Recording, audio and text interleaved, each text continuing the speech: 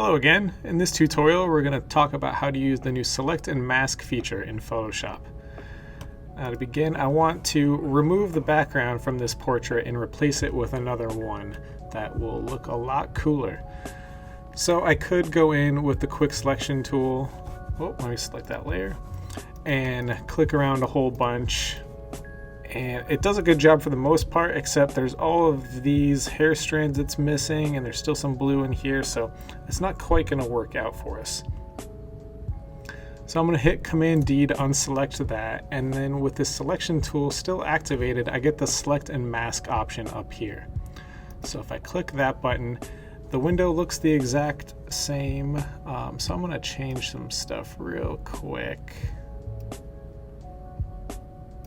Bring that up to 90 and we'll go with the masked areas.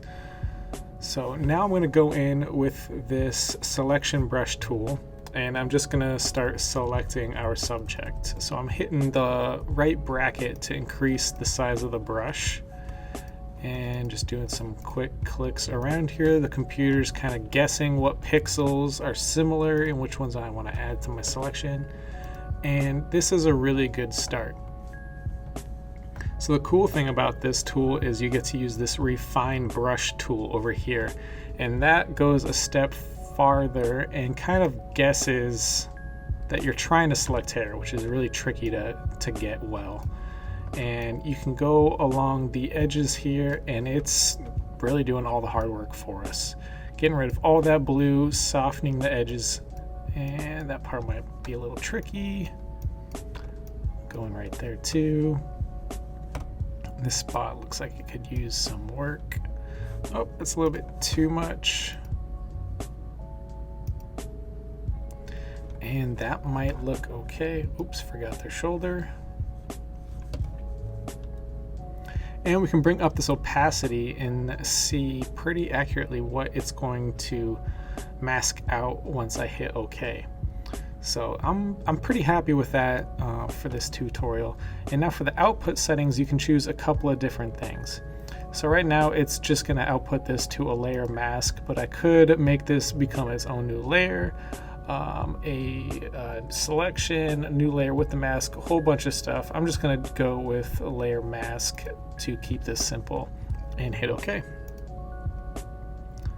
Wow, that did a really good job. So I had this background loaded below. If I disable this mask real quick, you can kind of see what that does, and I'll enable it again. And now it is revealing that cool techno kind of background I have behind it.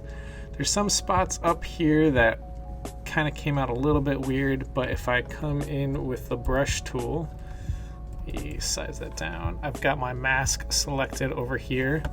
And I'm gonna make my brush good. It's already really soft.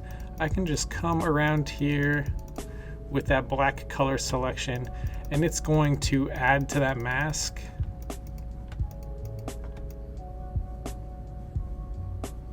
And cover up some of those problem spots.